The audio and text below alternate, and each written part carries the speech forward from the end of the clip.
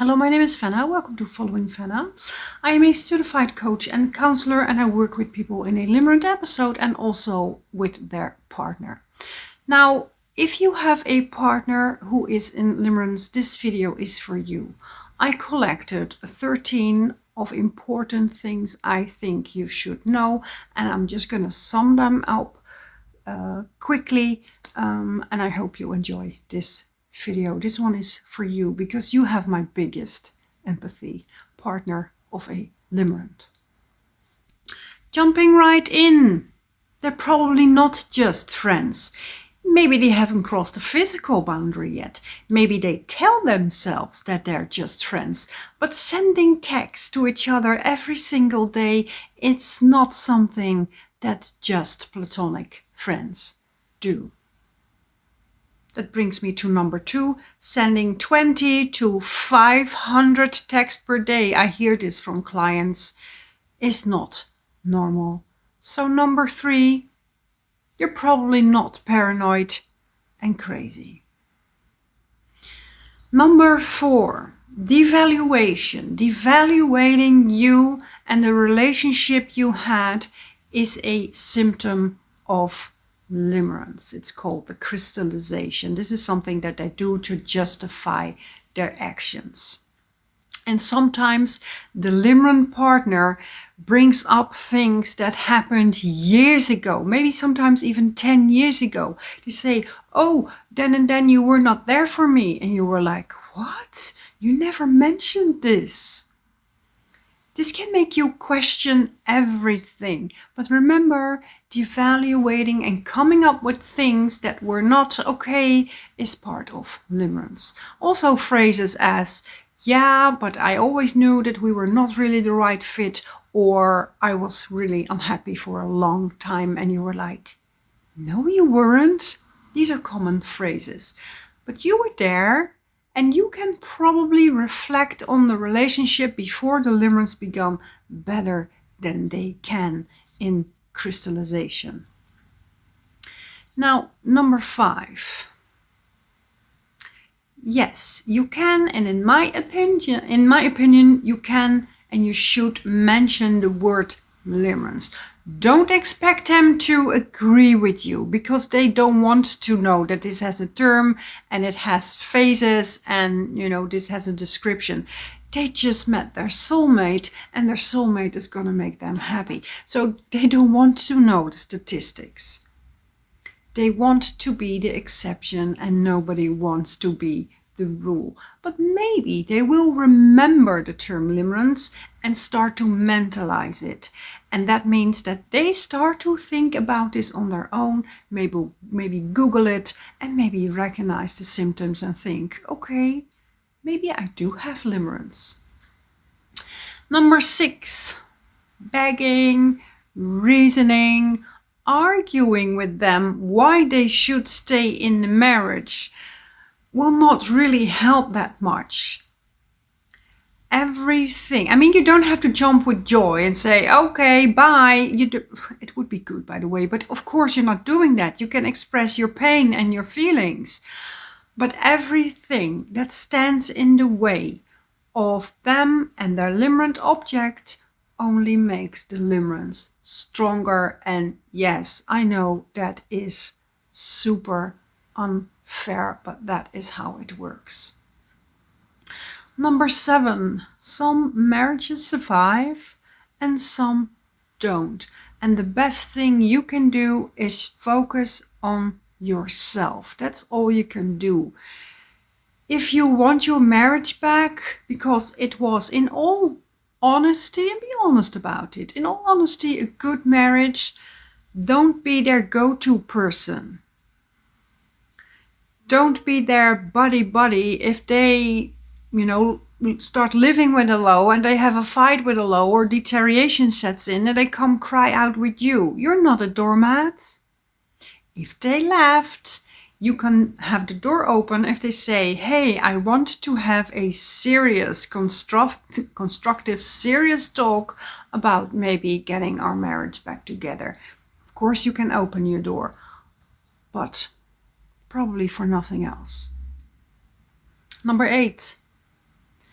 Set boundaries, of course set boundaries, but also know that they have an addiction and therefore they will show addictive behavior. Lying, seeking LO, being secretive, being selfish, personality changes, coldness. In my opinion, being an addict does not make you a bad person. They're not bad people, but it makes them bad people to hang out with, because being involved with an addiction, with a person who is an addict, is very destructive. Number 9, couple counseling is hard when one of the two people is in full-blown limerence. At least tell the therapist that there is limerence going on, and if they don't know what this is, bring the free guide that you can download from the website Living with Limerence. It is written especially for counselors and therapists. Your therapist should know that your partner is in an altered state. Number 10. Don't blame yourself, and I don't mean never reflect on the marriage, because maybe that's something that should be done. Maybe that's a good idea to reflect back on the marriage, but the limerence is not your fault. You didn't ask for this. Limerence is rooted in attachment wounds, in inherited trauma, sometimes sensitivity for dopamine, circumstances, and then meeting the wrong person. And with the wrong person, I mean the person that they obsess about. This is not about you. Number 11, if your partner decides to go no contact, which is super brave, try to have all the patience in the world, which is really hard for you. And may I say, maybe even unbearable. But limerence can be uninvited and it can be involuntary, and a grief process will follow.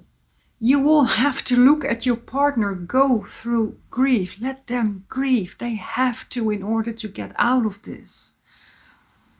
Number 12, if your partner expresses and stays, you can support them. Keep your boundaries, but support them. This is hard. But if your partner says that they want to leave and they are removing themselves further away from you, you have no option but to let them go. And if you have children involved, try to encourage the bond between the limerent and their kids. That also might be hard, but try to preserve this bond, because once the limerent person who is neglecting their kids, they don't care about their kids, they don't care about anything at the moment, but when they come out of limerence, they can massively regret jeopardizing or abandoning their kids for their addiction. And also for the kids, this can be traumatizing when a parent leaves.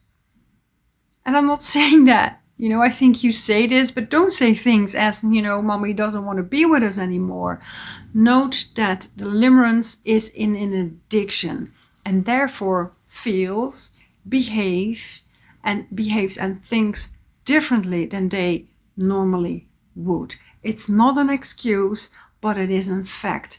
Try to reassure your children that the limerence still loves them, even though they don't show that during their limerence.